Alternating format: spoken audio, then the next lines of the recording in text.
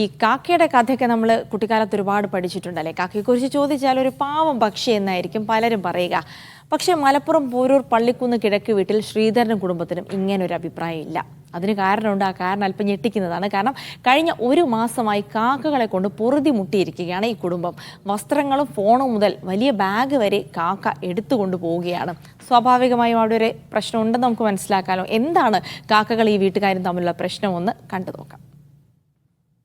നമ്മുടെ എല്ലാം വീടുകൾക്ക് ചുറ്റും നിരവധി കാക്കകൾ ഉണ്ടാകും. ഈ കാക്കകൾ മൂലം വലിയ പ്രയാസം അനുഭവിക്കുന്ന ഒരു കുടുംബമാണ് എന്നോടൊപ്പം ഉള്ളത്. മലപ്പുറം ജില്ലയിലെ പോരൂർ പള്ളിക്കുന്ന് നിവാസികളായ ശ്രീധരനും സരസ്വതിയുമാണ് എന്നോടൊപ്പം ഉള്ളത്.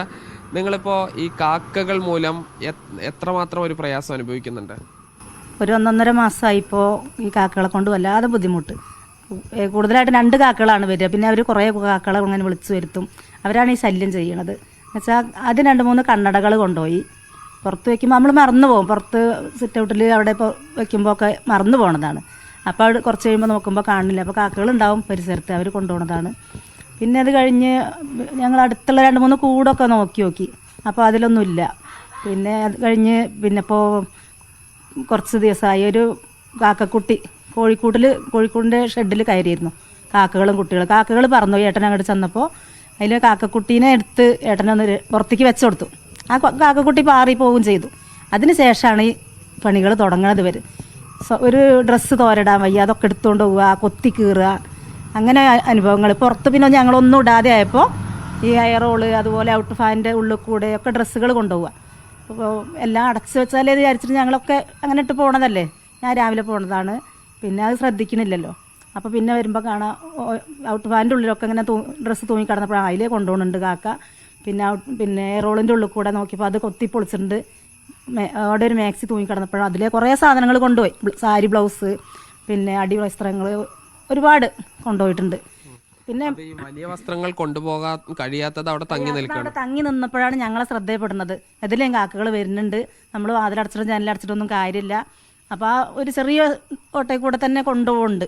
അപ്പോൾ അങ്ങനെയാണ് ഞങ്ങളെ ശ്രദ്ധപ്പെടുക. അതൊക്കെ പിന്നെ അടയ്ക്കാൻ നോക്കിയേട്ടന് ആ ദാരങ്ങളൊക്കെ അടച്ചു വെച്ചാൽ അതിനൊരു കപ്പിൽ ആണിയാക്കി വെച്ച് പുറത്തൊരു മേശയിൽ ആണി അടക്കം കപ്പെടുത്തു കൊണ്ടുപോയി. പിന്നെ വണ്ടീൻ്റെ ചാവി കൊണ്ടുപോവുക, കൊത്തിക്കൊണ്ടുപോയി. പിന്നെ അടുക്കളേൻ്റെ ജനലിൽ കുറച്ച് ഞാൻ തുറന്നു വെച്ചു. അപ്പോൾ അതിൻ്റെ ഉള്ളിൽ കൂടെ കടന്ന് ചാർജർ കൊത്തിയെടുത്തുകൊണ്ട് പോയിട്ട് അത് മുറിച്ചിട്ടു പുറത്ത്. അപ്പോൾ തിരഞ്ഞപ്പോൾ പുറത്തുനിന്ന് കിട്ടി. പിന്നെ അതുപോലെ പിന്നെ ഇയർഫോണ് 2 ഈ റൂമിലുണ്ടായിരുന്നു. റൂമിൽ നിന്ന് ഇതിൽ പിന്നെ ഔട്ട് ഫാനിൻ്റെ ഉള്ളിൽ കൂടെ കടന്ന് അതൊക്കെ കൊത്തി മുറിച്ചിട്ടു.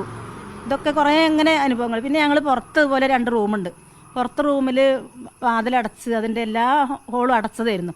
അതിൻ്റെ ഉള്ളിലൊരു തെർമോക്കോൾ വെച്ചിട്ട് അടച്ച് ആ ഭാഗം കൊത്തി പൊട്ടിച്ചിട്ട് അതിൻ്റെ ഉള്ളിൽ നിന്ന് കുറേ ഡ്രസ്സുകൾ, അതിലിട്ട ഡ്രസ്സുകൾ ഫുള്ള് കൊത്തി കീറി. നമുക്ക് ഉപയോഗിക്കാൻ പറ്റാത്ത രീതിയിൽ കൊത്തി കീറി. ബാക്കിയുള്ള ചെറിയ ഡ്രസ്സുകളൊക്കെ കൊണ്ടുപോയി. അങ്ങനെ ഞങ്ങൾക്ക് ഈ കാക്കകളെ കൊണ്ട് ജീവിക്കാൻ വയ്യ. ഭയങ്കര ദുരിതം അനുഭവിക്കുകയാണ്. നിങ്ങളിപ്പോൾ ഈ രക്ഷിക്കാൻ വേണ്ടി ആ കാക്ക കുഞ്ഞിനെ കയ്യിലെടുത്ത് പുറത്ത് കൊണ്ടുവന്നു. കാക്കനെ ഞാൻ ജസ്റ്റ് ആ കോഴിക്കൂട്ടിൽ കുടുങ്ങി. അപ്പോൾ ഞാനതിനെ പിടിക്കൊന്ന് കാട്ടിക്കൊടുത്തു. അത് കൂടും ചെയ്തു. അത് ജീവനം കൊണ്ടിട്ട് പോവുകയും ചെയ്തു. അത്രേ ചെയ്തിട്ടുള്ളൂ. എന്തായാലും ഈ കാക്കകൾ മൂലം വലിയ പ്രയാസമാണ് ഈ കുടുംബം അനുഭവിച്ചു കൊണ്ടിരിക്കുന്നത്. എന്താണ് ഇതിനൊരു പരിഹാരമെന്ന് അവർക്ക് അറിയില്ല. എന്തായാലും കാക്കകൾ അകത്തേക്ക് കയറാതിരിക്കാനുള്ള മുഴുവൻ രീതിയിലുള്ള സംവിധാനങ്ങളാണ് അവർ വലിയ പണം മുടക്കി ചെയ്തുകൊണ്ടിരിക്കുന്നത്. ജിഷ്ണു മീനങ്ങാടിക്കൊപ്പം സാജിദ് അജ്മൽ, മീഡിയ 1 മലപ്പുറം.